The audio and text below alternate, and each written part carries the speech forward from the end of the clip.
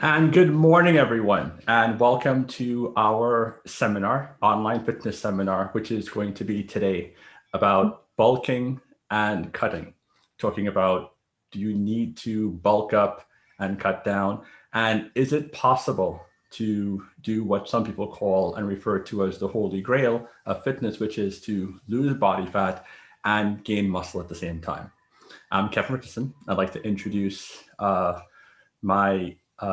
of my trainers, Tiffany Mangus.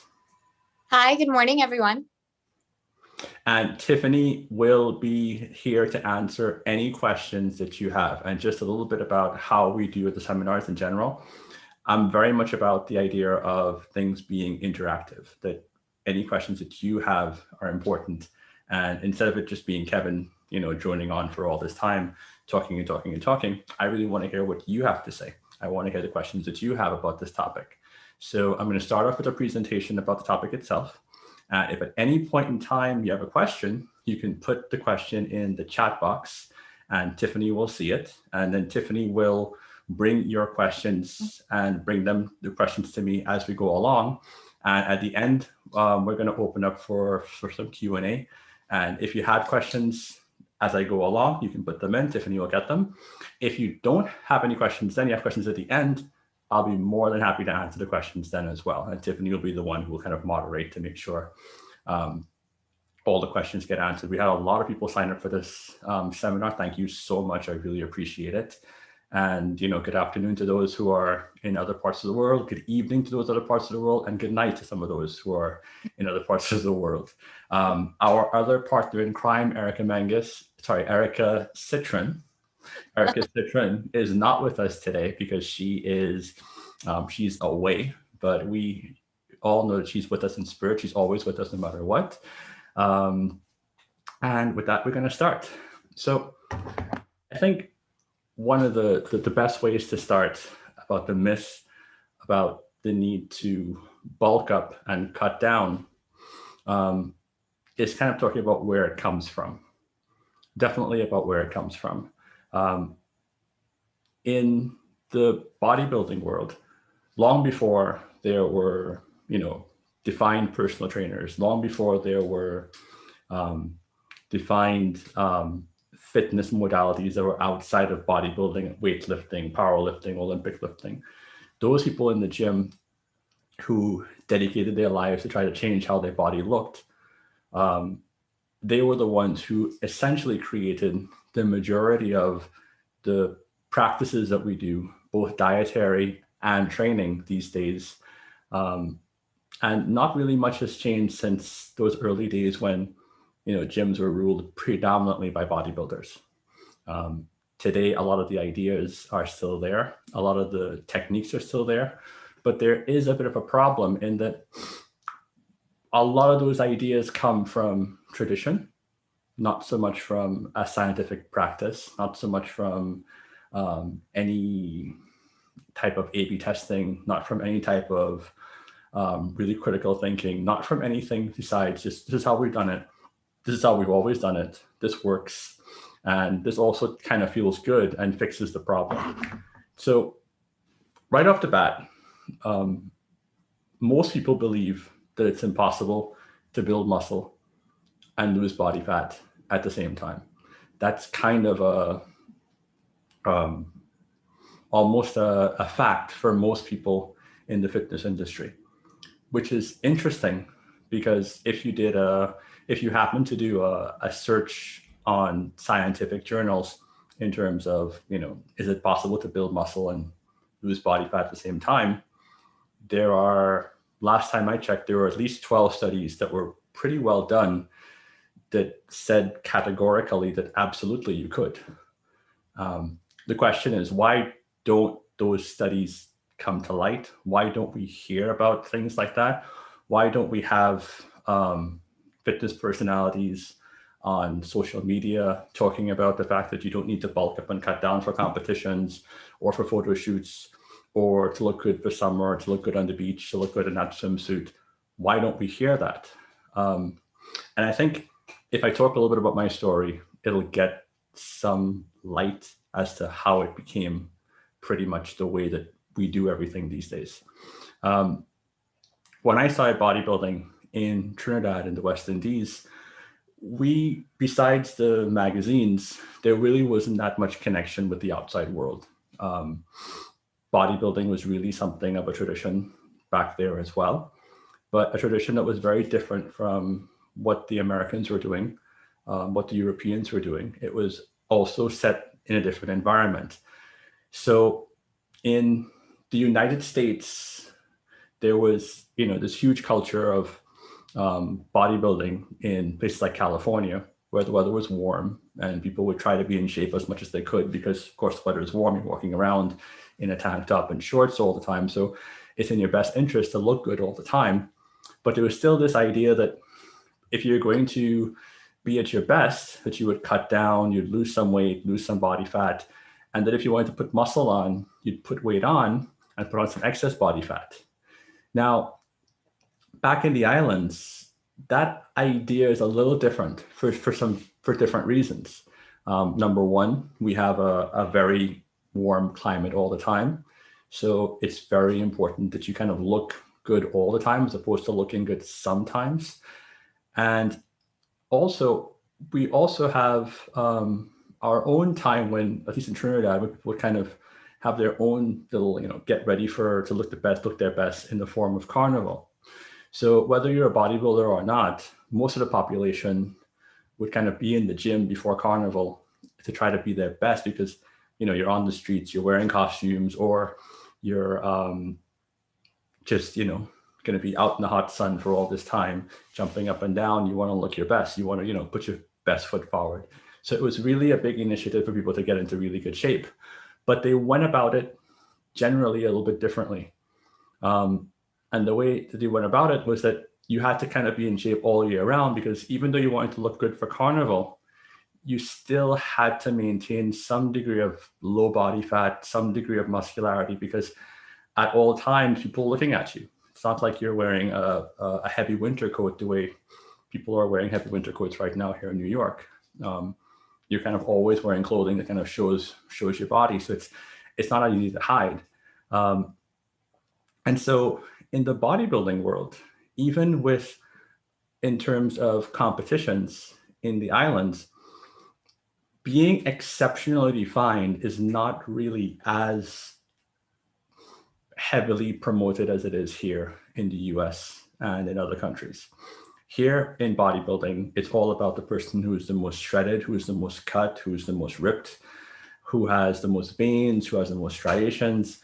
And in the islands, it's really a little bit more about aesthetics, a little bit more about muscle mass, not so much about, being ultra defined. So I remember for my first bodybuilding competition, I was, getting ready to start my cutting diet. And I told my coach, okay, I want to get ready for my cutting diet. And he said, well, you're in pretty good shape now. And you're a natural bodybuilder. You're not using any drugs.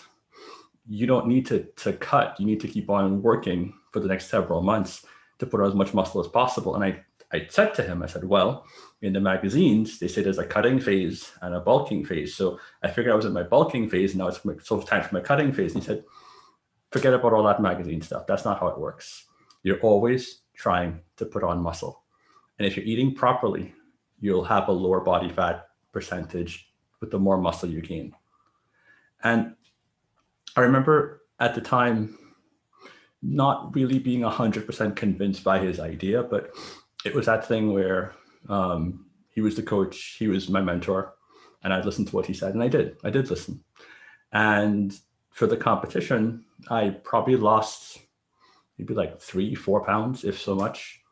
And subsequent competitions as I went along, I was always getting ready to compete. It wasn't like there was a time to get ready to compete. So you're off and you're bulking up and you're putting extra weight on, putting on extra fat, and then you start shredding down to kind of get ready. It's always that I was trying to get more and more muscular, more and more leaner and stronger at the same time. There was never a polarity to those particular things until I came to the US. I came to the US, and when I came to the US, I I stopped competing from the ages of 20 to 24. And during that period of time, I figured I would try the American way. So I bulked up, and I went from when I came here, I was about 198 and a half pounds or so, just about 200 pounds. And I bulked up to about 252 pounds.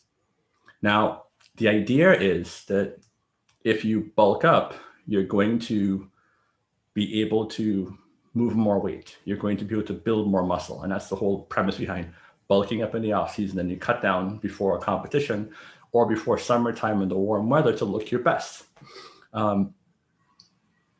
So the problem was that when the competition times came around, I had to go through a very extreme diet in order to get to a place where I didn't look fat. Just to be very, very honest, because at 252 pounds, I look a little fat. And on a bodybuilding stage, I would look like someone who really didn't belong there. So it was kind of a pivotal point for me in terms of trying to figure out, well, I have all this extra body weight that I did bulking up. And when I cut down, I'm probably going to lose maybe 10, 15 pounds because I probably put on all this muscle during this period of time that I was bulking up. The problem with that is that the type of diet required to go from being 252 pounds to where I needed to be body fat percentage, which was somewhere around, like, let's say 5-6% body fat. Those next 3 months, the things that I did, this is even without any cardiovascular training at all. I didn't do any cardio at all. And the day of the competition, I came in at 211 pounds. And at 211 pounds, I looked okay, but I kind of didn't expect I was going to lose that much weight. And at the end of the competition, because I had lost all that weight from 252 to 211 within the course of 3 months, my body had a rebound effect. And I started eating and eating and eating uncontrollably. And it got to a point where I said that I would never subject my body to this again. I'm just never going to do it. And I spoke to a lot of people about what I was going to do. I said, for the next competition, what I'm going to do is I'm not going to eat in a way where there's a little bit of junk food in my diet. I'm not going to eat in a way where there's, cheat meals on the weekends. I'm not going to eat that way anymore. That's not how I grew up. That's not where I come from. It also doesn't fit in with the idea for me as a natural bodybuilder, someone who wanted to be, eating because I'm focusing on trying to be fit and healthy. And if I'm consuming foods that aren't healthy in order to be successful at a pursuit that's supposed to be so-called healthy, there was a bit of a discrepancy there that didn't make sense to me. And I wasn't going to be part of that. So I tend to do things my way, and I did. And I was told that it's impossible. You can't get ready for a competition unless you bulk up a little bit. If you don't bulk up, then every time you compete, you're going to find yourself losing more and more muscle. And, it was kind of this kind of idea that if you sailed, kind of like back in medieval times, if you sailed too far past the horizon, that somehow or the other you'd fall off the planet. And because of that fear, no one ventured any further than, a few miles off the coast. And so there's all this undiscovered territory that no one believed existed. And those territories existed, whether people believed in them or not. And they were found by those who were brave enough to kind of not buy into the common idea of how things are done, and instead just try to explore what could be done. And to me, the whole idea that if you didn't eat junk food and didn't have cheat meals, that somehow your progress would be stunted was a little bit absurd. It was definitely absurd because it was kind of saying, well, okay, if I eat the way human beings were eating for the past, let's say 2.2 million years since we've been on the planet as a humanoid species, that somehow or the other my muscle mass would be reduced. That didn't make any sense whatsoever. And there really wasn't anyone speaking that way. There wasn't anyone talking that way. And it was a bit of an eye-opener how much resistance I encountered from fellow bodybuilders. Anyone who I spoke to about what I was doing, it was almost like you're doing something wrong. Like you're supposed to eat junk food. You're supposed to bulk up. You're supposed to also, enjoy that feeling of after a competition, you reward yourself with, all these cheap meals to bulk up. So the next several competitions that I did do, I didn't really have much of an off season. I just kept on trying to stay as lean as I could. I kept within several pounds of my competition weight. And I was able to find a middle ground where, there were a couple days when I have some junk food here and there, but the idea was if I could get to this place where I didn't have any junk food at all in my diet, like none whatsoever. And I kept training hard. And I also kept doing something that people were at the time also a bit resistant about, which is not doing any cardiovascular activity at all. I could get bigger and stronger. I'm sure I could. I'm sure it would happen, and it did. The amount of weights I was pushing in the gym kept on going up. I kept on being able to see an increase in my muscularity, and I was able to see a decrease in my body fat as well. And I said to myself, well, bodybuilding is not really something that bodybuilding competition wasn't something that was as fulfilling for me as I got older, and I wanted to do other things. But the bodybuilding lifestyle has always been something that appealed to me, and it's always been very much a part of who I am as a person. And I stopped competing in 2004. It was my last bodybuilding competition. And in 2004, those last two competitions were done by me walking on stage. And when I say walking on stage, I mean walking on stage in that there was no cutting, there was nothing done whatsoever. It was literally me just eating this way over the course of a year or two and getting more and more refined, keeping my body fat down. So for the last couple days before the competition, aside from a couple of changes in carbohydrate intake and water intake, there really wasn't much to do. And I was able to win local shows in my class and be competitive in national level shows in the top three easily without doing much of anything. And it's not that I wasn't doing much of anything. It was that I was eating properly all year round, as opposed to the seasonal idea. Now, getting back to how bodybuilding relates to the average person, because the average person out there isn't a bodybuilder. The average person out there is not trying to be preparing for a bodybuilding competition. And so the question then falls to, well, why does the average person tend to follow the very same practices that bodybuilders use for a very specific point, a very particular day? And I think the problem is that we follow too much of bodybuilding tradition in the fitness industry. And in so doing, we forget the fact that when it comes to something like weight loss or building muscle, this is not a problem that we have to solve. And it's approached very, very much here in the West like a problem that has to be solved. So I need to lose body fat, but I also want to look nice and toned when I lose the body fat.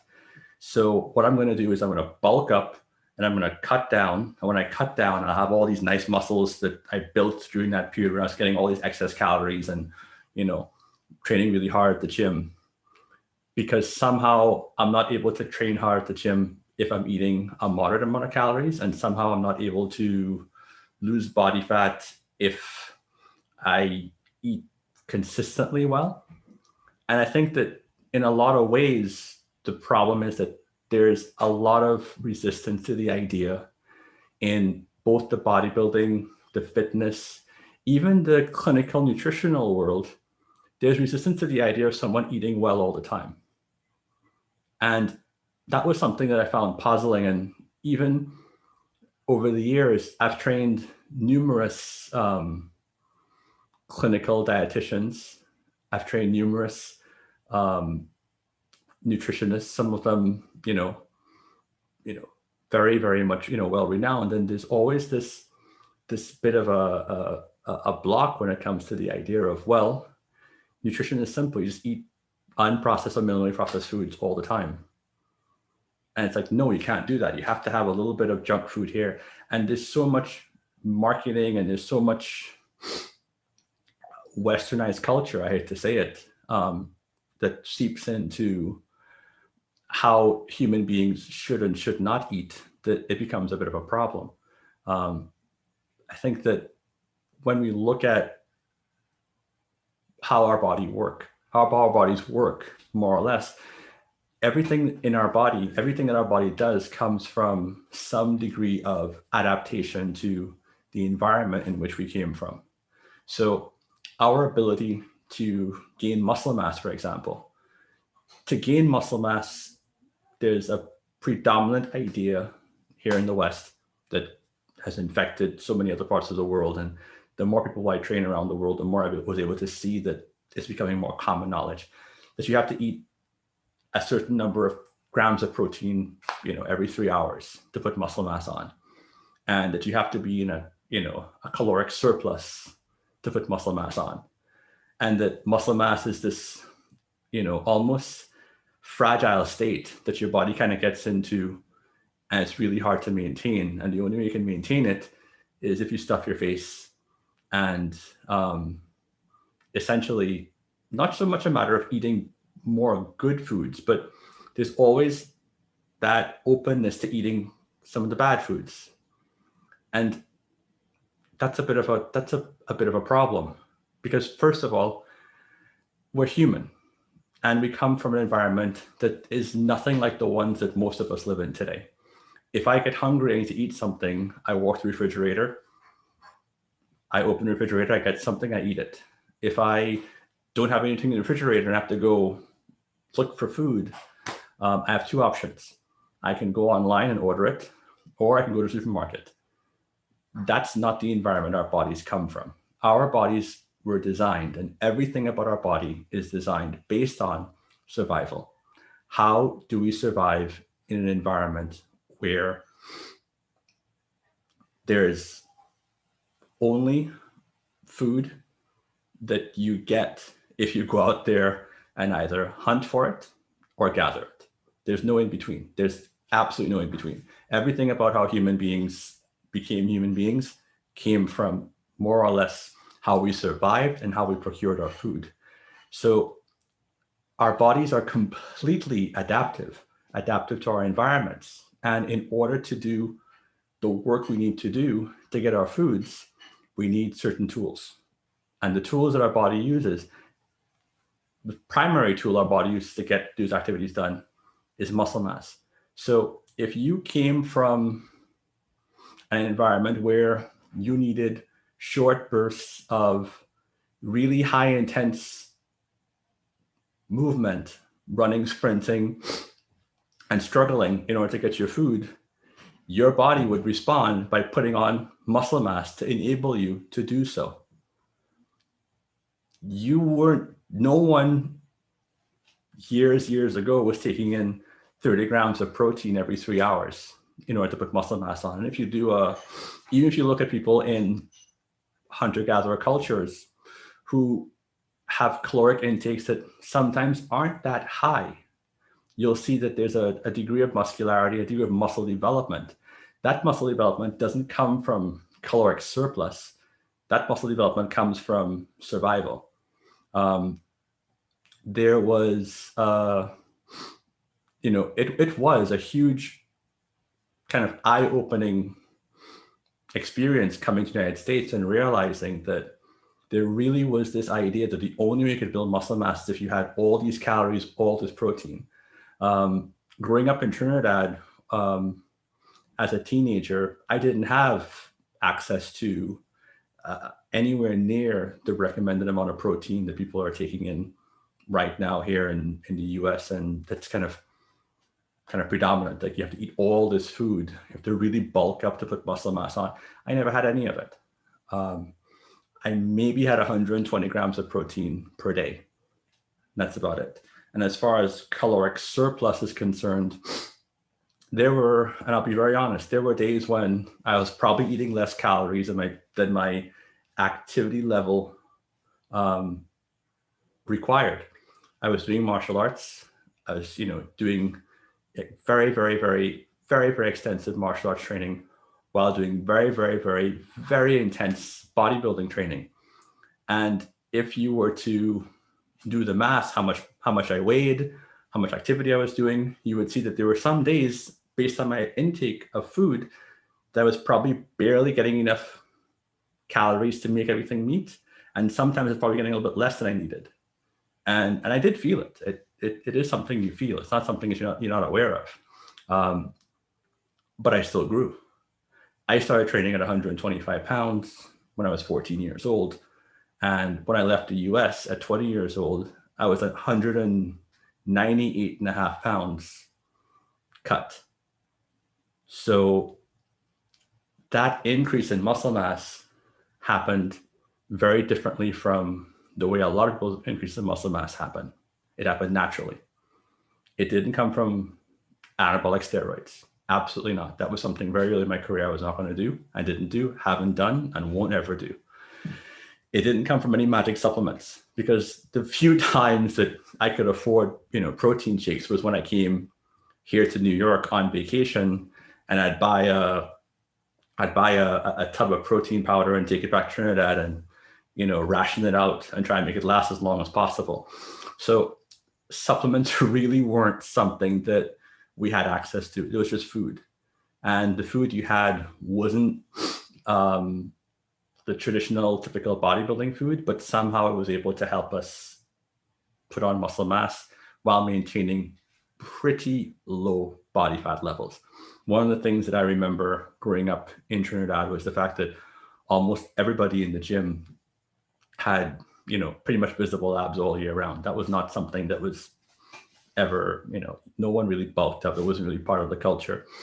And, predominantly it was because most of the processed foods that we can afford now, back then we couldn't afford it. So we didn't have access to it. So it was really, you're eating a diet of pretty much, minimally processed foods, which is what some would say is the ideal.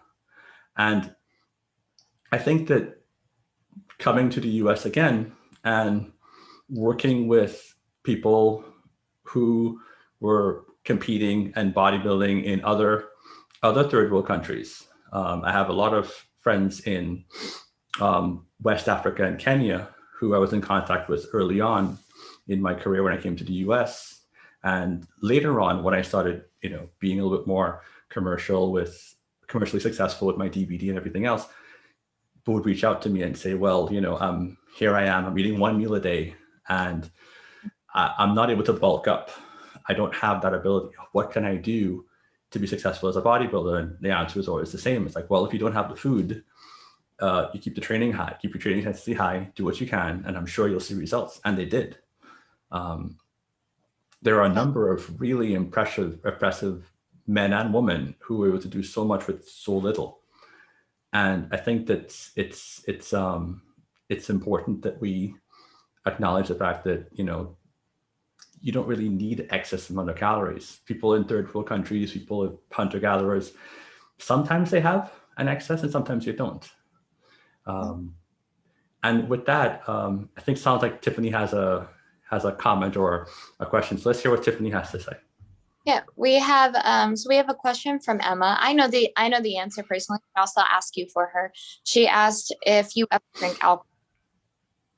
If I ever drink alcohol. Mm-hmm. That's a really good question. And the answer is no. I don't drink alcohol. And if there was if I was granted a wish, if there was a genie I found in a bottle on the beach and it said, Kevin, you have one wish, I would wish that people could have a drink on the weekends, that everyone could have a drink on the weekends, have a little bit of chocolate, and still be able to lose weight and cut up and be extra cut and have no problems. I would really and truly wish that, but it's just not, I'm not saying it's not possible. If you're someone who's naturally lean and you're younger, you will appear to get away from being able to consume alcohol on a regular basis. But as the years go by, alcohol has some really problematic effects on the human body. The first one is that alcohol does come with calories, liquid calories. That's number one, strike one. Strike two, alcohol is something that your body has to deal with. Your liver has to transform alcohol from alcohol into acetate. That requires a tremendous amount of activity from the liver. Activity that takes away from the liver's other function that we want it to be doing, which is fat burning. The liver can help moderate, how much body fat you're able to burn. And when your body converts alcohol to acetate, it also becomes a fuel your body uses instead of fat. So there's some problems with that. And there's also the hormonal effect of alcohol. If you are drinking alcohol and you just worked out, you want to have a certain hormonal increase that's going to be helping your body compensate for the workout you did. If you drink alcohol, that hormonal increase is suppressed. And studies show it can be suppressed for as long as 48 hours after consumption if you overdo it. Now, in small quantities, even in small quantities, unfortunately, can still depress hormone levels, which means that very particular hormone rise that you want after a workout, you're not really going to get it. So even the occasional drinking, coming from Trinidad, it's a funny story. One of the first revelations that I had, which kind of talks to how I approach diet, how I approach nutrition. I do everything based on A/B testing. And I have no belief whatsoever in the error of small numbers. And the error of small numbers is that if you only take your experience or the experience of that person who you know, that's really not how human beings work, because those people could be outliers. They may not necessarily be how everyone works. And in Trinidad, drinking is part of our culture. It's just what you do. You drink. I wanted to be a bodybuilder. So from the age of 14, when I decided, okay, I want to be a bodybuilder, that's kind of when, I hate to say it, it's kind of when most people in Trinidad start drinking. Between 12 and 14 is when you start drinking. That's when you go to parties. That's when you start drinking. Let's be totally honest. So my friends were drinking and I wasn't.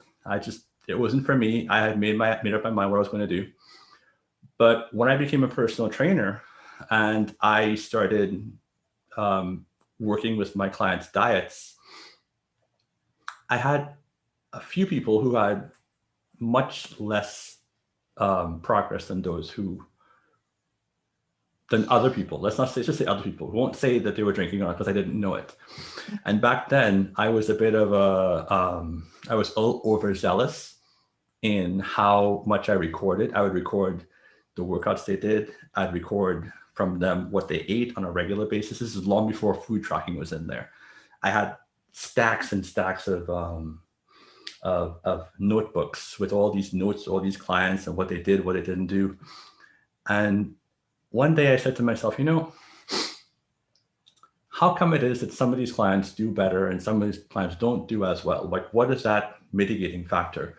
And my clients would always ask me and say, hey, some of them would say they have a drink on the weekends. And my response was, oh, that's fine. Of course you can have a drink on weekends. Why wouldn't it be fine? I didn't know that it wouldn't be fine. I had no scientific knowledge at the time that could back up whether it was a problem or not. All I had was the experience of what I was seeing in front of me. And then I had a client of mine who had to stop drinking. He had to stop drinking because he had to take some medication and there was a problem with the alcohol and the medication. And he started doing really, really well. And I said to myself, wow, that was pretty interesting. And so I looked at my clients, I looked at the numbers of them, and I had a fair number of clients at the time. And it was kind of evenly split. the ones who were drinking on the weekends and the ones who weren't drinking on the weekends, I started asking, well, could you do me a favor? Do you think you could like not drink over the weekend for a period of time? I just want to see what happens.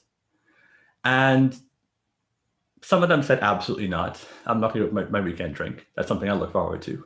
And some of them said, sure, I'll do it. And the ones who said that they would do it, they got stronger. Their workouts were much better. And they all lost significantly more body fat that stopped just when they started back drinking, if they started back drinking. And those who didn't continue drinking were the ones who had the most in terms of their gains, both muscle mass wise, and also in terms of body fat loss. And again, I wish that there was some way that you could have an occasional drink, but if you're a natural athlete, you're not using drugs, and this is a problem too, and I'm going to say it. A lot of personal trainers drink alcohol, they party, they have a great time. And we all know you can't out-exercise a bad diet, but there are drugs on the market you can take that will help you look tremendous while eating some of the most horrible diets. In fact, anybody who's been around, let's say drug-using bodybuilders would be surprised about the fact that they don't eat anywhere near as cleanly as you think they do. And unfortunately, with the combination of things like asthma medication, thyroid medication, ephedra, all those other things, that and the other, it does allow you to eat and drink the wrong things and still have a pretty decent physique. And I think that until there is real transparency when someone says, oh, well, you know, I take a drink and I look fantastic.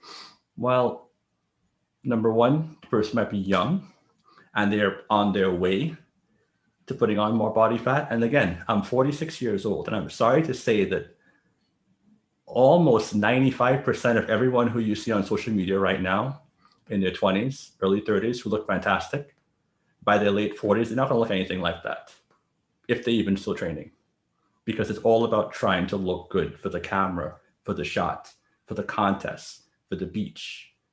It's not really about lifestyle. It's about appearances, and appearances, that's part of the problem. The whole bulking and cutting up thing comes from appearances. Now, sorry to interrupt you, Kevin. We just have like a few other questions as well, and they kind of streamline into this, so I think it'll be great. The first one from LC is other carbs that come from like food, for example, like cake, pasta, those sort of things. Are they any better than alcohol?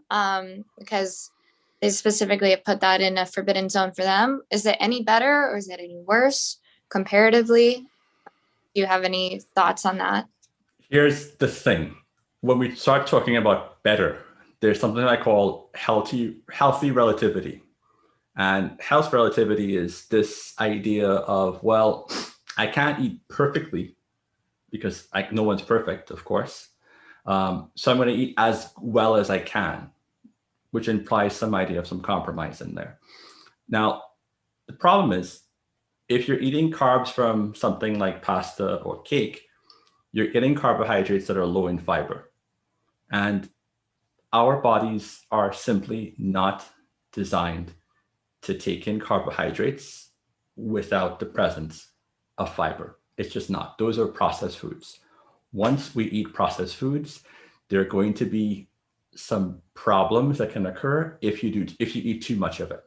And the problem is, processed foods are designed for you to eat a lot of it. Now, how does that compare to alcohol? It's simple. Alcohol is worse in that if I take in alcohol, yes, I'm taking in carbohydrates. Yes, it's liquid calories. Yes, it will cause a bit of an insulin spike, but it will also depress my hormone levels for a significant period of time. And the more I drink, the more hormonal depression is going to happen. If I eat some rice or pasta, it's not going to suppress my hormone levels. My testosterone levels aren't going to drop. I'm going to talk a little bit about testosterone in a little bit as well, because testosterone is one of the main reasons why people tend to believe that they can't put on muscle mass while they are dieting down, shall we say. But just because eating the cake doesn't affect your testosterone levels doesn't mean it won't affect your ability to get lean. I think that, again, going back to evolution, we are designed to eat solid foods. We're designed to eat foods that have, in a way, kind of grown up with us, kind of foods that have been around with us and our bodies have acclimatized to and adapted to over hundreds of thousands of years. So by eating a food that's has some carbohydrates and has some fiber, that fiber makes the food break down a lot slower. So any increase in our blood sugar is much slower than it would be if you're taking something that's, let's say, low in fiber. Example would be eating a baked potato, or eating potato chips. A baked potato is higher in fiber than potato chips. Potato chips go into your body and have what's called a higher glycemic index. So as far as your body is concerned, potato chips are closer to eating pure sugar than a baked potato with skin. So the problem is that if you ate pure sugar, you kind of understand, well, I'm eating pure sugar. That's not good for me. That can't be good. I don't feel good afterwards. And also there's this idea that, well, sugar is kind of like the bad guy these days and has been for a while. But if you're eating foods that have a high glycemic index, as far as your body's concerned, it's kind of like sugar. So all those foods are very, very much problematic. And put something with cake, like cake, for example, that, you have processed white flour usually in addition to sugar. And yeah, there's going to be an insulin spike to try to get rid of all that extra sugar in your bloodstream. And with the increase in insulin, once it goes over a certain amount, your body says, well, we have way more than we should have, so store some of it. And how do you store some of it? Body fat. So, Kevin, we also have some more questions as far as like liquid calories. So I'm going to combine some of the questions. We have a few but along the lines of like, what, as far as drinks, do you think people should drink for daily nutrition? What are your thoughts on like protein shakes from store-bought brands? Like, do we need those liquid calories? Are there benefits to them? Are they worth the money? Those are a couple questions that kind of all go together that people have asked. Okay.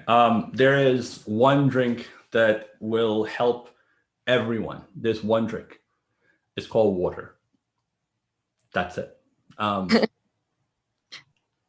hate to say it, but there's nothing wrong with teas. There's nothing wrong with coffee. What you put in your tea, what you put in your coffee could be a problem.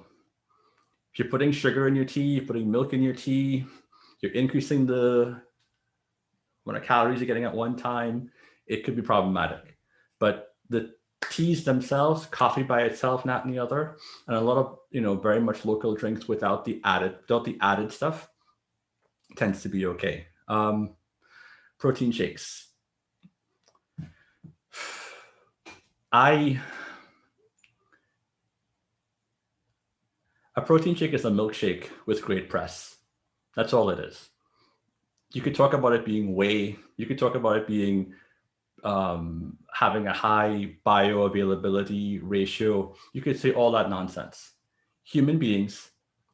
Adult human beings, adult mammals are not designed to consume liquid protein. And I'll say it again. Adult mammals are not designed to consume liquid protein.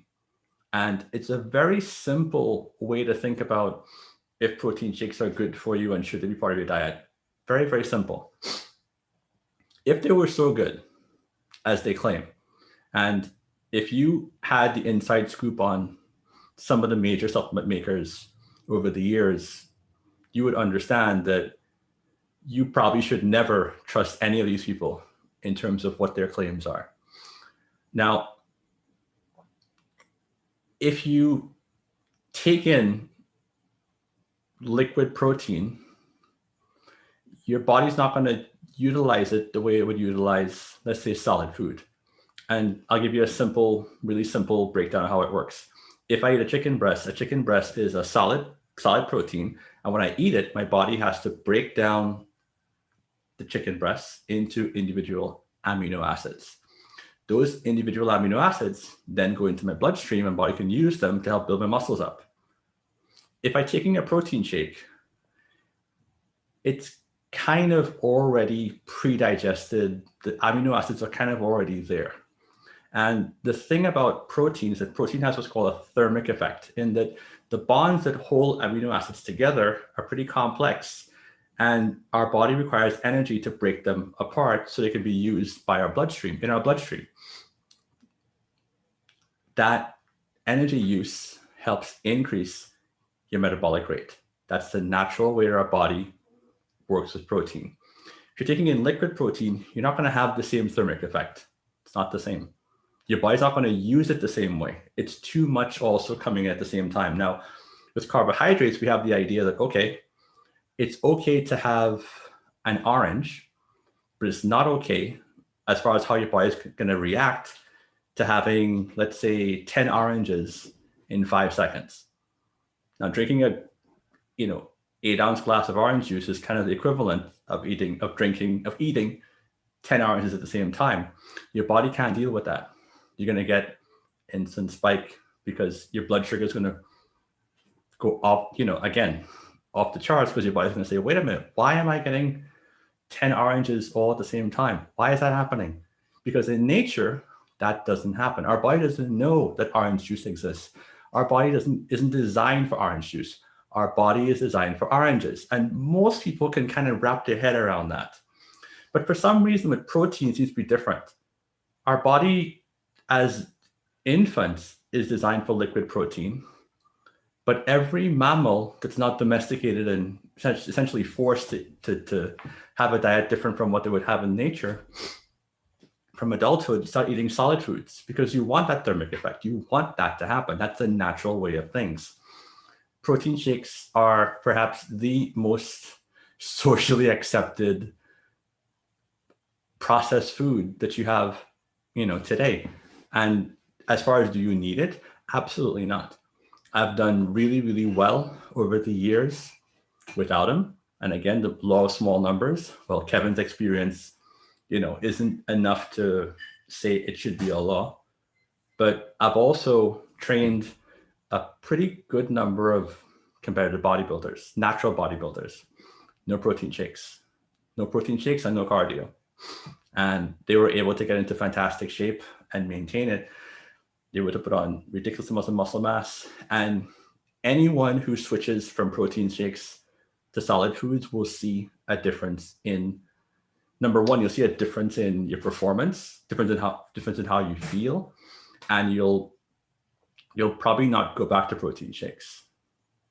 So Kevin, going off of basically what we have designed in our program as far as eating and being able to build muscle and have really defined lean tone as well. What is a typical day for eating for us? It seems like a lot of questions basically align with that. Is it possible to just be able to build muscle and lose fat just by altering your diet and nutrition? Yeah, it is. I wouldn't say it's possible to build muscle and lose fat just by altering your diet. I think it's the only way to do it. And here's the reason why. The traditional way of bulking up, eat as much calories as you can, and then cut down drastically to lose all the extra body fat you put on while doing that in the first place, that's going to create some problems. The first problem you're going to get is a reduction in your testosterone levels for both men and women. It's going to wreak havoc with your hormone levels, because as far as your body's concerned, you're starving. Your body is thinking, okay, we are starving. And because we are starving, we're going to do everything we can to preserve, bodily function. And if you go into a period of the traditional thing, which is cardio plus restricted diet, so your calories are low. So you have high activity, low energy intake. Your body doesn't know you're trying to get ready for the beach. Your body thinks that it's going to die. Your body doesn't know that food is, basically being withheld based on willpower. It doesn't know. It's not evolved to do that. It's evolved to keep you alive. So you're going to lose a significant amount of muscle mass in the process. Now, remember, bulking up is all about putting muscle mass on. But then cutting down is, well, we want to do everything to get as lean as possible, even though you're going to lose muscle mass. Now, you ask, well, why would you do that? And here's the reason why. And here's the reality of why people do that in the bodybuilding world, because they use drugs. The first thing that happens when you go into a high activity level and low calorie intake is that testosterone levels will plummet. Once testosterone levels go down, you will not build any muscle mass. It's impossible. There's just no way for it to happen. Impossible. High intensity training, weight training, plus cardiovascular exercise, not going to happen. It's just not going to happen.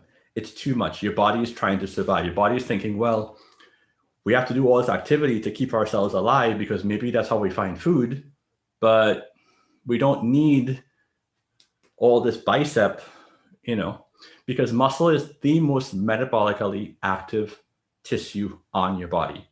It burns more energy per minute, per hour, per day than any other form of tissue in your body.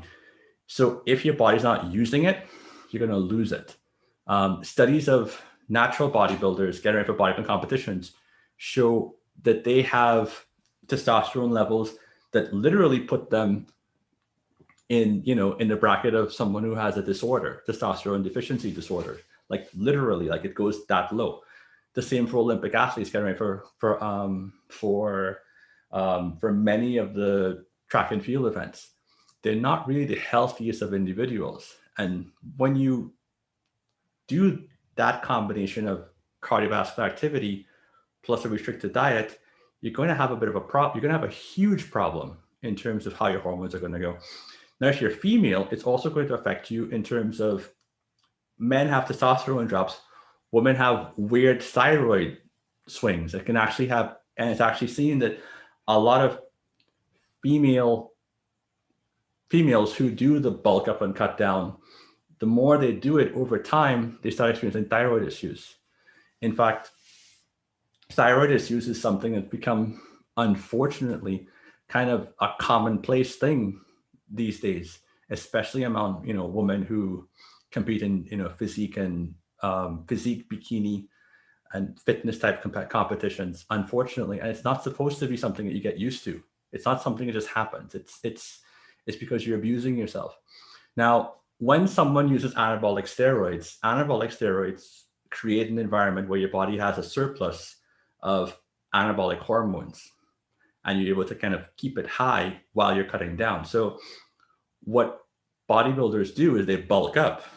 They get as big as they can, drug-using bodybuilders, and then they use drugs.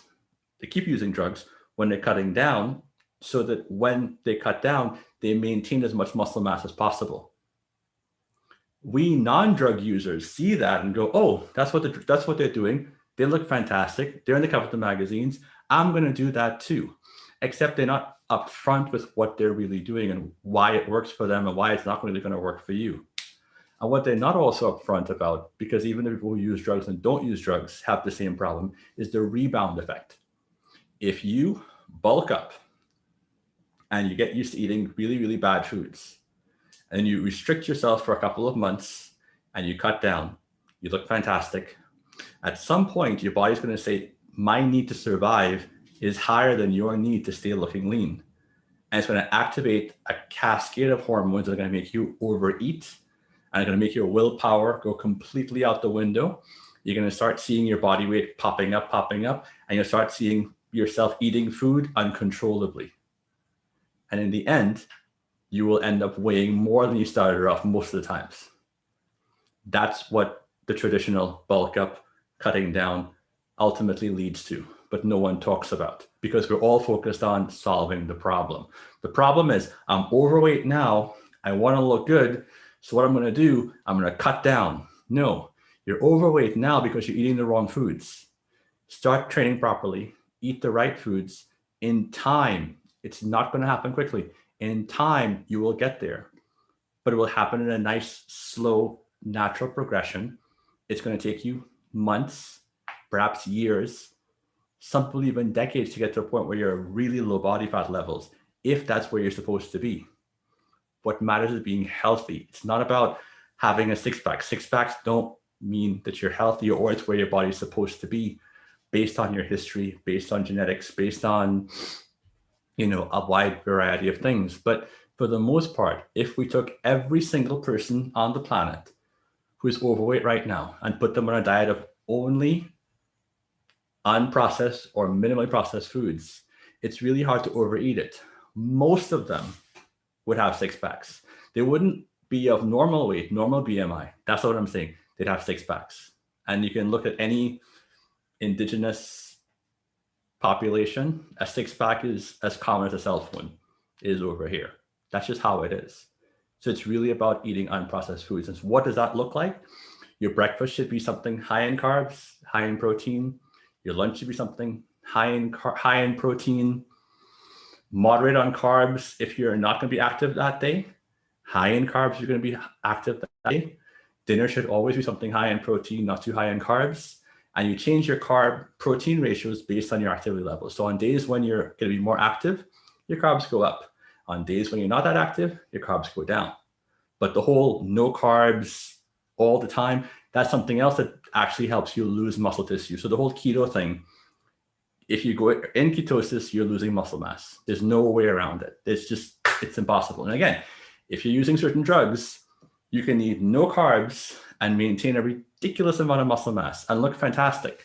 If you're not, you're going to look horrible, feel horrible, but the scale numbers will move. But at the end of that diet, you're going to end up in the wrong place. And I think that's really why it's so important to stop thinking about trying to have a time frame for how long you need to, I need to lose weight in a month. I need to lose weight in 3 months. I need to be here. That's not how you do it. It takes years. The way I eat is literally the result of 32 years of trying to eat the way I eat. And eating the way I eat, because I eat a certain way, I feel better. Keep on eating that way. Eat a certain way, feel better. Keep on eating that way. Do I fall along the way? Absolutely. I fell for years and years and years. My pizza eating days of,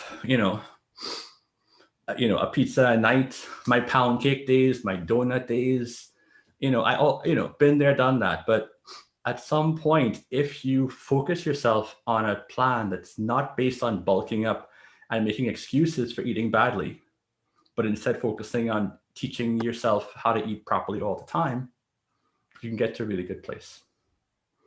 So Kevin, it's 11 o'clock now. I don't know how to start wrapping up or how many more questions you think we have time for. Sure, we go till 11:30. So we have we've pretty much covered everything. The only thing that we haven't really covered is just the whole idea of the zero cardio approach. I think that we have to remember that the cardiovascular system supports the muscle system, not the other way around.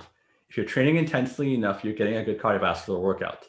You don't need cardio to burn fat. In fact, if you do too much cardio, you're going to start losing muscle mass because, again, your body is an adaptive machine. It's trying to adapt to doing the activity you're doing.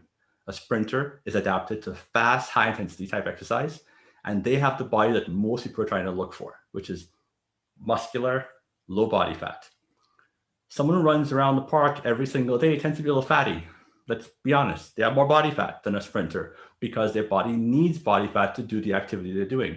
Your body is going to change to be able to do what it is you need. And I think that's pretty much it. So Tiffany, by the way, I'm going to give Tiffany a true round of applause as well, because she's truly an excellent moderator and making it really easy for me to do this. Thank you. I'll move on to the next question. I don't even know your answer. I'm going to assume I kind of know your answer for this, but someone's asking about using collagen powder what your thoughts are on that. I'm going to assume it goes along the lines of what you were saying with supplements, but they're asking what your thoughts are on collagen powder specifically. I don't really have any. See, here's what I would do. If there's a particular supplement that you're interested in using, you don't read the magazines, don't go online, go to the Cochrane group. The Cochrane group is it's a review board that essentially looks at all the peer-reviewed studies on particular things. It could be anything from supplements to pharmaceutical drugs, and they give kind of like a final judgment as to whether something works or not. There really isn't anything that I've seen that has a claim that's been able to stand up to peer review. It's just not there. And the other thing is that you don't know who's making these things. The people who make supplements and who started the whole supplement craze were honestly not the most scrupulous of human beings. They really weren't people who had pharmaceutical grade factories making anything. If you saw how a lot of supplements that were made that have the stamp pharmaceutical grade or 100% pure or all natural, you'd be surprised. In fact, the amount of contaminants found in supplements, and all supplements of all kinds, has always been a problem because there's no regulation. And we are humans. Human beings are self-interested, and companies are extensions of human beings, and they're even more self-interested than we are. And if you have a product, and what usually happens is product comes in and you're making this particular product and everything is fine, and they're not making as much as not making much as you want to, and you have someone who can give you the product that you're making for less and the quality is less, no one's going to know. The consumer is not going to know. They're really not going to know. And they do it all the time, really and truly all the time. So I always find it interesting that people who are so meticulous about what they eat and put into their bodies have no problem taking a powder or a pill that's made by a process that has no oversight whatsoever. I personally don't use any supplements whatsoever, none, not even vitamin tablets, because again, unless you have a deficiency, there really isn't any scientific rationale that says this particular, multivitamin makes a difference. Maybe humans need vitamin D because we don't spend as much time outside in the sun as we should. But aside from that potential deficiency, there really isn't anything that I can recommend, to be honest. Okay, great. So another thing is your view on basically sugar alternatives for people that really do struggle with cutting sugar out of their diet. Mm-hmm. If you think that they're good, are they a better alternative? Is there a way to cut off of sugar in a way that if you feel like you're truly addicted, is there a better way to lean off of it than using alternatives? Like, what are your thoughts on that? Well, it's good that you use the word, thanks for the question. It's actually it's a fantastic question. It's good that you use the word addicted. Now, all of us have an inclination towards liking the consumption of sugary foods and things that are sugary. It's not something that's unique to any one person. We all have it. The suckling response that makes you as an infant drink breast milk comes from the sweetness of the milk. If humans did not have a suckling response that lights up the HPA axis, the same part of your brain that lights up when you use cocaine or heroin or any other type of opioid, the exact same part of your brain lights up. But it lights up because it needs to have what's called, it's a reward response that allows us to survive. If a baby didn't have breast milk, they would die. If a baby doesn't drink milk, even formula, which is sweet as well, they would die. They're not programmed to drink anything else but that. That particular taste sparks that part of the brain that says, hey, that was really, really good. I want some more. That was really, really good. I want some more. Now, milk is a beautiful example of a liquid protein because liquid proteins are great for helping young mammals increase body weight, increase body fat, increase body size. So if you want to get fat, not put up muscle on, you want to get fat, tons of dairy, go for it. It'll help you put on body fat fast, really, really fast, because it's designed to do that. That's what it's for. There's no getting around it. That's what it's for. Now, as far as going back to the HPA axis, the problem is, if we put it in perspective, it makes sense. But because we live in a culture that likes to kind of allow certain things to be okay, because everyone's doing it, and certain things, well, we're gonna not really look at it that way because it makes us uncomfortable. Mm-hmm. When you eat a sugary food and you have a problem with sugary foods, you're going into the same reward loop that someone who is taking cocaine or any type of opioid type drug, that and the other. It's exactly the same loop. It would be absurd, having worked with substance abusers for so many years. I was in social services for 17 years of my life. And I was able to really see, and in fact, a lot of the modalities that I use to help my clients are based on the work that I did over those years with people who were using drugs and trying to get off. There is no moderation. You know, we live in a world where it's really about moderation, because moderation, number one, allows the companies that are sending the message to keep their products being sold. Number two, helps the individual in a world where you're kind of used to getting everything that you want all the time your way. And number three, if you give, let's put it in perspective. If I give a crack addict some crack on weekends, so all week, no crack for you whatsoever. On weekends, here's some crack, go for it. Do you think eventually they're not going to start having the crack weekdays as well? Of course they are. And yet somehow, with foods that light up and access the exact same part of the brain as something like crack cocaine, we have this magical thinking with, oh, well, it's okay for a little bit over here and there, or I can wean myself off of it. You can't. You have to stop. And you have to stop, and you have to also go through something, which is also one of the problems about the whole bulking and cutting thing too, that people don't want to hear, which is it's going to be uncomfortable. It's not going to be easy. It's going to be hard. You're going to suffer. You're going to feel like crap. You're going to feel terrible until you don't. And you're going to look back and think about how horrible and terrible you felt when you were doing those things, when you're eating that way. But you have to have the courage, number one, to eat differently from the way everybody else is eating. You have to have the courage, number two, to go through the discomfort. Remember, the HPA axis is designed to say, hey, eat that food. Hey, take that drink. Hey, get that buzz. And you're also going to have to confront the idea that a lot of people haven't really done and talked about, which is that when someone is eating the wrong foods, it's usually a coping response. And you need to focus on what's causing the need to eat those wrong foods. For me, personally, part of my journey, and people look at me today and they say, wow, Kevin, you eat perfectly all the time. And you know what? I do. Because the things that were causing me to eat badly, the things that were causing me to go off track, I got rid of them. I dealt with them. There were demons I had to fight. There were demons I had to make friends with. There were things I had to work on. I had to work on myself. Dieting is only one dimension of a three-dimensional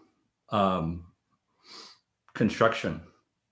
Speaking on diets, Kevin, I know kind of aligns with some questions that I kind of answered, but also some more specifics. It seems like people are really curious about what typical day of eating looks like. What are some meals that we eat personally?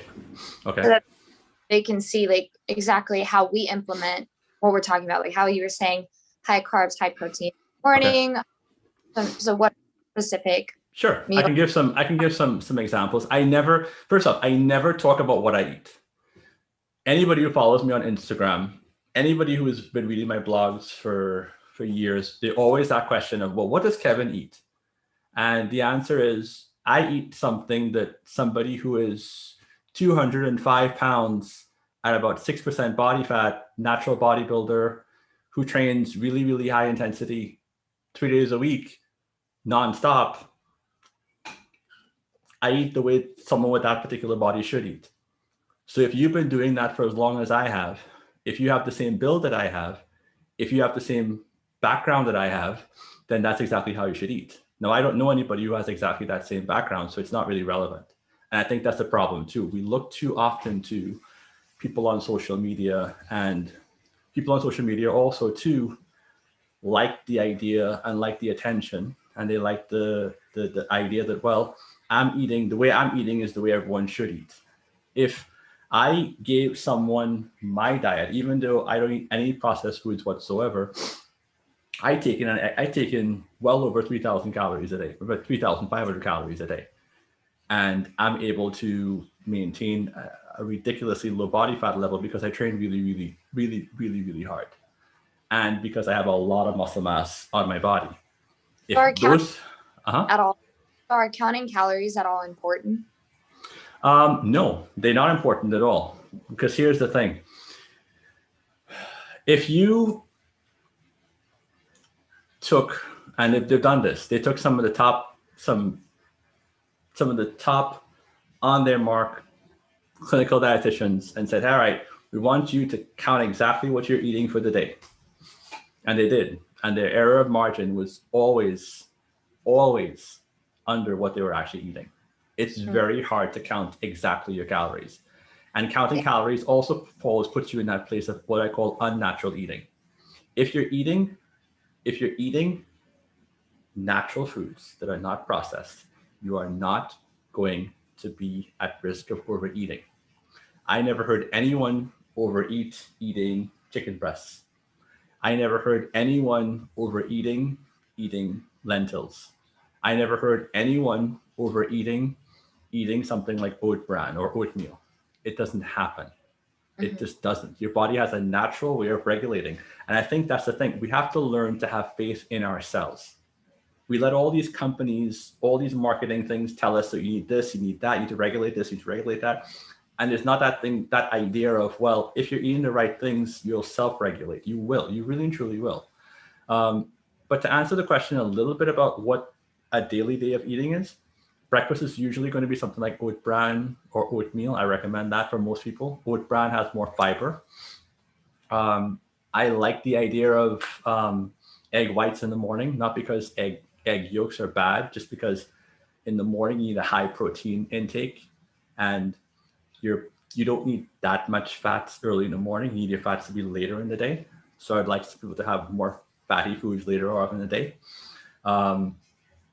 That's what I would give most people who are not vegan or vegetarian.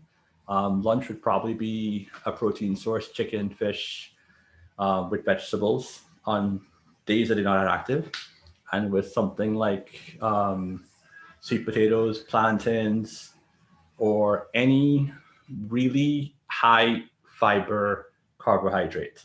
I'm not that big of a fan on rice, although some brown rice is not that bad. People can tend to overdo it. So I try to choose the foods that are highest in fiber that people are going to have, be satisfied, stop. Then for dinner, I'll tend to have them have some protein and some vegetables or a salad.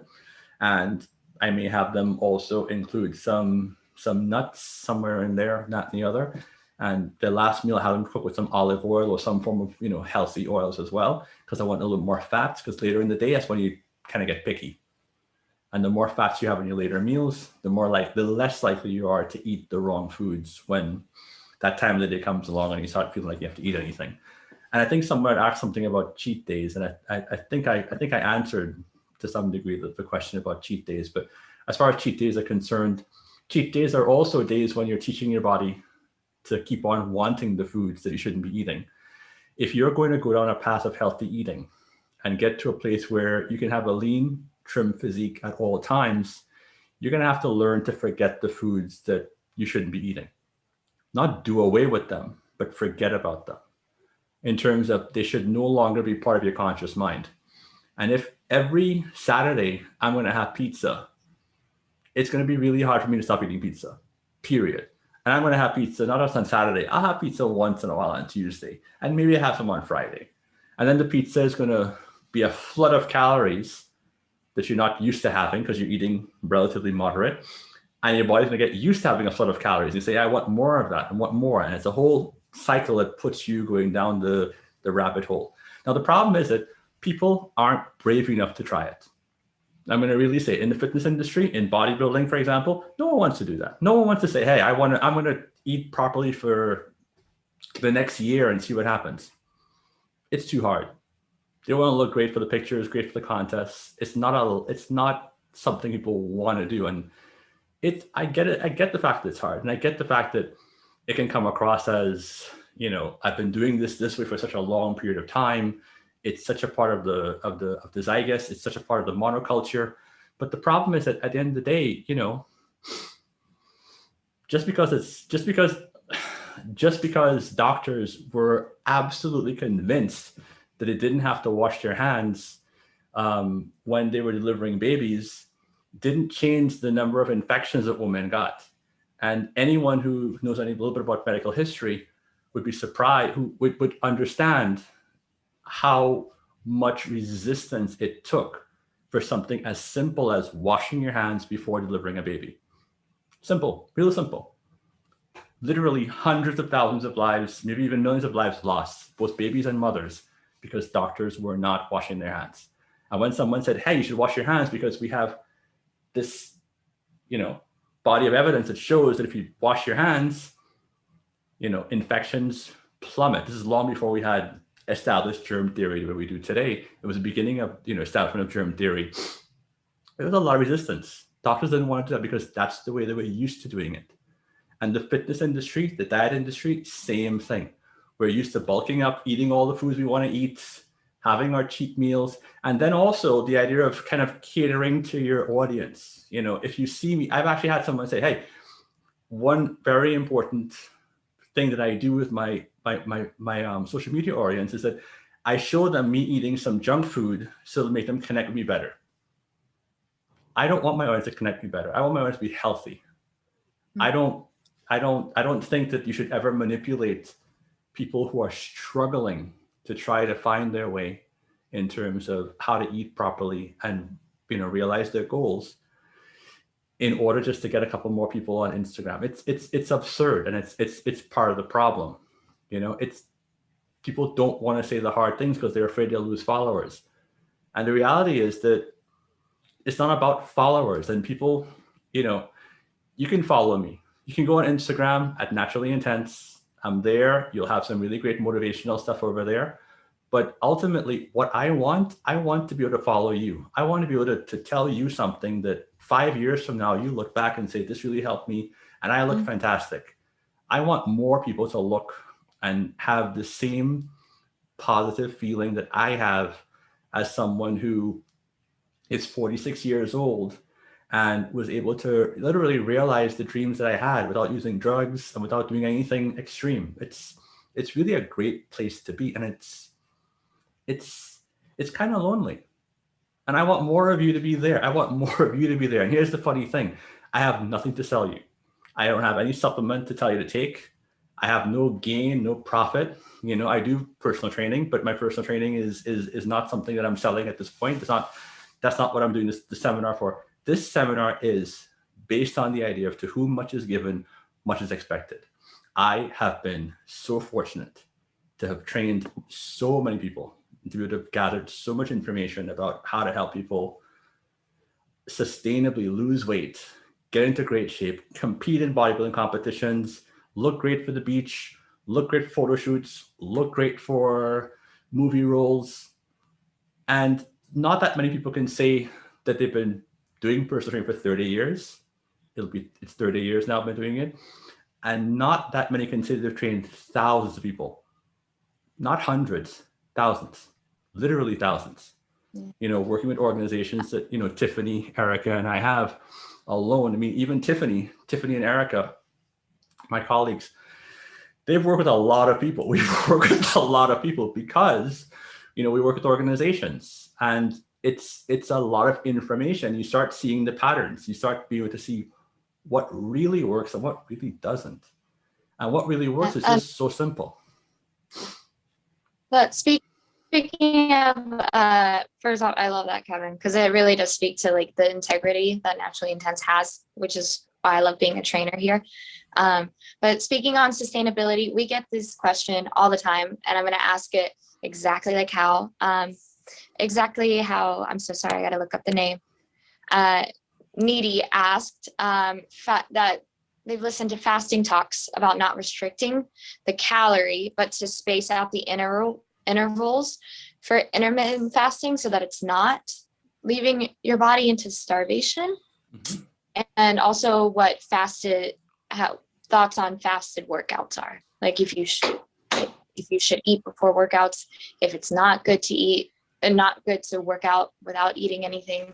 So they're sort of like fasting in a way, like what is that sustainable? Is it like what are the pros and cons? I've found over the years that intermittent fasting is problematic. It's problematic because you're not talking about changing what you eat. You're talking about when you eat. And the conversation isn't about when you eat, it's about how much you're eating and what are you eating. Now, we have so much data on intermittent fasting that it's always ignored. And especially here in the US, it's almost like a cultural oversight that millions of people every year during Ramadan go through a period of intermittent fasting. They do it for about a month, and at the end, what usually happens is that there's weight gain when they go back to eating regularly because their body is trying to compensate for the periods of deprivation and this perceived periods of deprivation. What I have found with intermittent fasting is this: if you are extremely disciplined and you are really good with what you eat, you can do intermittent fasting and do really, really well. It is possible. But if you're eating the wrong foods and you're like 99.9% of the planet, you're not in that, 0.01% of the planet or 0.1% of the planet, not even, it's not going to work.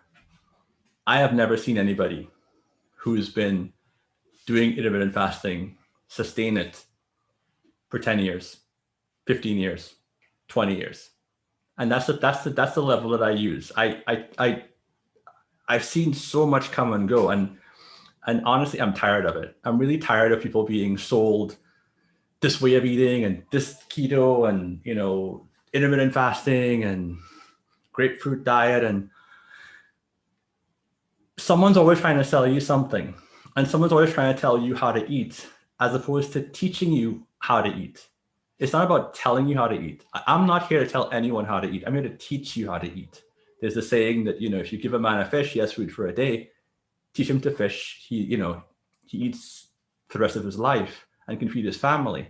I want you to feed your families. I want you to pass on the idea that you can self-regulate. Now, intermittent fasting can work, but if you're eating the wrong foods, you're still going to be diabetic. You're still going to have heart problems. That's the other thing we haven't spoken about, the fact that eating the wrong foods can create health problems. And there's no minimum dosage on what foods cause what. No one knows if one pizza a week is enough to cause heart disease over the course of 25 years. No one knows. It's never been done, never been studied. No one knows if, eating milk chocolate, even though it may have some good antioxidants in it, over time could be responsible for increases in blood lipids that could cause cardiovascular disease, or could create something where you become pre-diabetic. We have too many people in this part of the world who have chronic disease and who are used to the idea of chronic disease, and no one is questioning the fact that they're eating things everyone is saying, oh, it's okay, it's okay. It's not okay. It's just not. It's not. There's no moderation for the wrong foods. It should always be eat things that are good for you. Eat things that make you feel good both before and after. Not just during, before, during, and after. All right, Kev. So we have 2 more minutes. Would you like to answer one last question? It's an interesting one. Sure. Love to hear it. All right. So last question. Does weed affect our performance in a workout for better or for worse? And does smoking weed affect testosterone levels, fat loss, or muscle growth? Here's the thing that I've seen. I'm going to talk about what I've seen. People who tend to smoke weed tend to be the ones who use drugs. When I drugs, I talk about drugs that help them look good, help them train better, things like anabolic steroids. In the fitness industry, there's a lot of people who I personally can point out to, and, we're not pulling any punches on this seminar. We're saying things as they are. And, Tiffany, you can attest to this as well. If Erica was here, Erica could attest to it as well.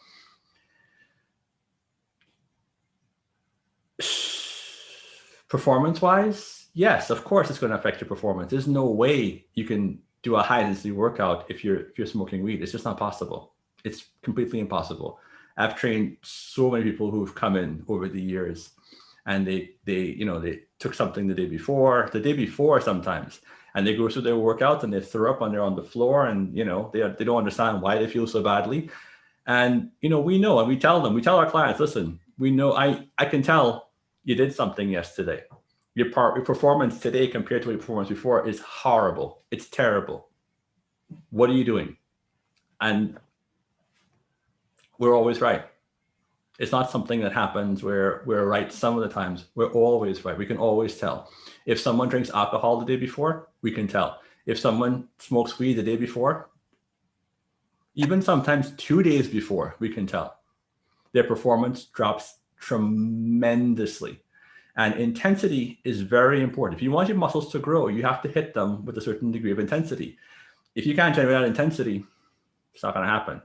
And the answer is yes, you can do drugs and everything else, but at some point in time, those drugs are going to do you more harm than good, and you have to get off those drugs, and you're left with the same problem, which is that you don't know how to eat properly, and you haven't taken the time to teach yourself to eat and be good to your body. Now, there's a huge controversy about whether weed is good for you or not. I'm not going to get into that. I'm just going to tell you that if you do it, it's not going to be, you're not going to get the best of workouts. It's just not possible. That's all the questions we have. And I think I apologize to anyone that we didn't answer live. I hope I was able to type in the answers for you to the best of my ability while moderating. But I think that we finally got all of them. It was perfect timing. It's 11:31 now. So perfect. I want to thank everyone for showing up. I want really and truly thank you. And I really would like you as well to spread the information, spread the idea that you don't need supplements, you don't need cardio, you don't need anything like that. You need healthy foods, and healthy foods aren't things that are special. They aren't things that are, superfoods, just a matter of non-processed, minimally processed, and then consistency. And make sure you train, make sure you go to the gym. If you're training at home, make sure you train at home, make sure you do something, that and the other. In fact, I'd probably recommend everyone probably should be training at home, at least have something that you could train at home, just because the times we live in are such that you never know what, as far as gyms are concerned, and it's always good to be as safe as possible. And it's also important that fitness is just part of your regular life. It's really, really important. You can follow me on Instagram at Naturally Intense, look it up. I'm always going to be, saying the same things I'm saying here. You can go to our website, Naturally Intense. You can go to the blog, naturallyintense.blog. There's tons of articles that detail a lot of things I was talking about today. Also, be sure to follow Tiffany Menges at Tiffany Menges as well on Instagram, and follow as well Erica Citron, our senior personal trainer, at Erica Citron on Instagram. And if anybody ever has a question, whenever people send me questions about diet or exercise, They're always surprised when I answer them back. Don't be surprised. You know, I was really blessed with a lot of information and just being able to be where I am. And I am always going to be someone who is here for you and here to help as much as possible. So look out for some more seminars just like this, and look out too for the articles I post. Look out for the posts I put in there, and everyone, you know, keep on doing the best you can to be the best you can be. And you know, if you hear some cheering in the background, it's all of us on this side.